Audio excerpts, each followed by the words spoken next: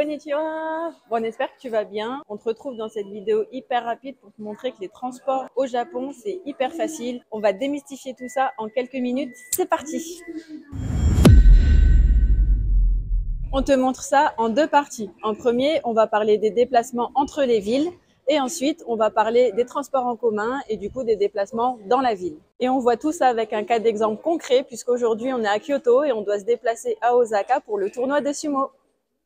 Premier sujet, les déplacements entre les villes. Pour faire ces déplacements, vous avez souvent plein d'options. L'option la plus rapide et bien souvent la plus chère, c'est de prendre le Shinkansen, donc le train à grande vitesse, qui est administré par la compagnie JR, dont vous allez souvent entendre parler quand vous venez au Japon. Mais sachez qu'il y a d'autres compagnies qui offrent souvent les mêmes trajets et pour beaucoup moins cher. Typiquement, c'est ce qu'on va faire aujourd'hui puisqu'on avait l'option de prendre un train JR, mais on va seulement prendre un train régional, un équivalent d'un TER, pour aller à Osaka et on va payer 2 fois moins cher. Par contre, bien évidemment, ce qui va varier au-delà du prix, c'est les durées. Par exemple, pour aller à Osaka, aujourd'hui, on va mettre 20 minutes de plus que si on avait pris un trajet JR. Les transports en commun, c'est encore plus facile. Ici, on paye notre déplacement en fonction de la distance du trajet. Donc, par exemple, là, vous voyez qu'on est à la gare Omiya. Et si jamais je veux me rendre à la gare Katsura, qui est 3 stations en dessous, je vais payer 190 yens mon déplacement. Par contre, si je veux me rendre à la gare Suita, qui est ici à gauche, je vais payer mon déplacement 380 yens. Et donc, à la machine, c'est ce que je vais sélectionner quand je vais acheter mon ticket. Je vais sélectionner le prix du déplacement.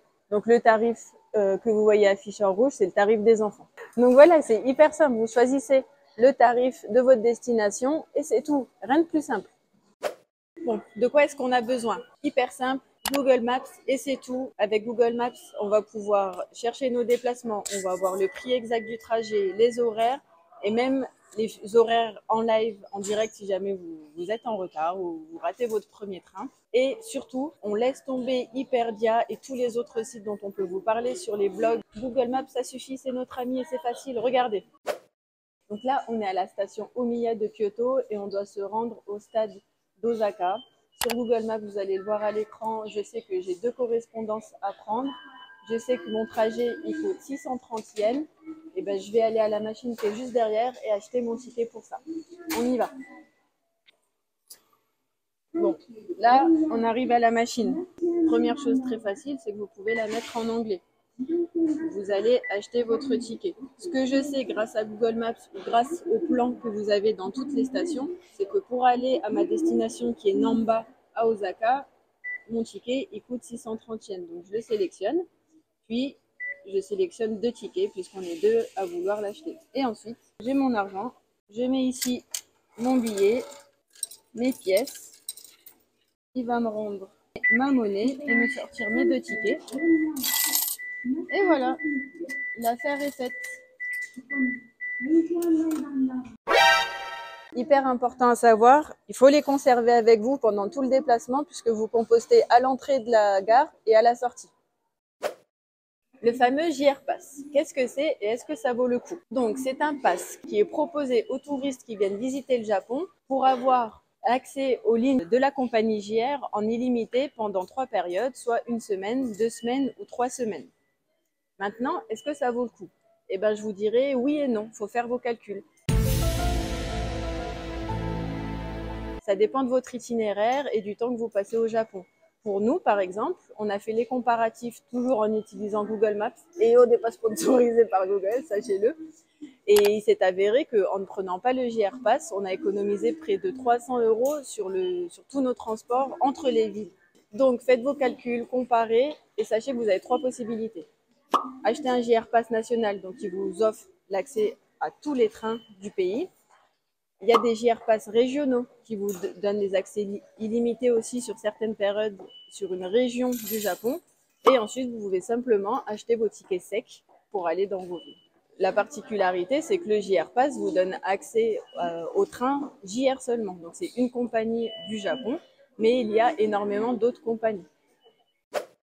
Pour être encore plus facile, voici 5 conseils supplémentaires. Le premier, demandez de l'aide ou confirmez votre itinéraire auprès des agents ou des usagers. Il y aura toujours quelqu'un pour vous aider. Tout le monde est très gentil. Vous allez retrouver dans chaque gare des guichets avec des agents ou même des agents mobiles parfois qui se déplacent dans les grandes gares. Deuxième conseil, vous pouvez acheter une carte électronique qu'on appelle IC. Il y en a plusieurs disponibles au Japon. On vous mettra tout en barre d'infos que vous pouvez recharger. Hop, je vous montre ça. Donc, vous la rechargez, vous mettez 1000 yens, 2000 yens dessus et au lieu d'avoir acheté vos tickets au guichet à chaque fois ou au distributeur, là, vous avez simplement à la badger sur la borne à l'entrée et à la sortie, ça vous décompte le prix du tarif. C'est encore plus facile et vous gagnez du temps. Troisième conseil, les trains sont toujours à l'heure. Donc, soit arrivez un petit peu en avance, mais si jamais vous ratez votre train, pas de panique. La fréquence des trains est énorme au Japon. Nous, on n'a presque jamais attendu de train et on n'a jamais regardé les horaires de train littéralement.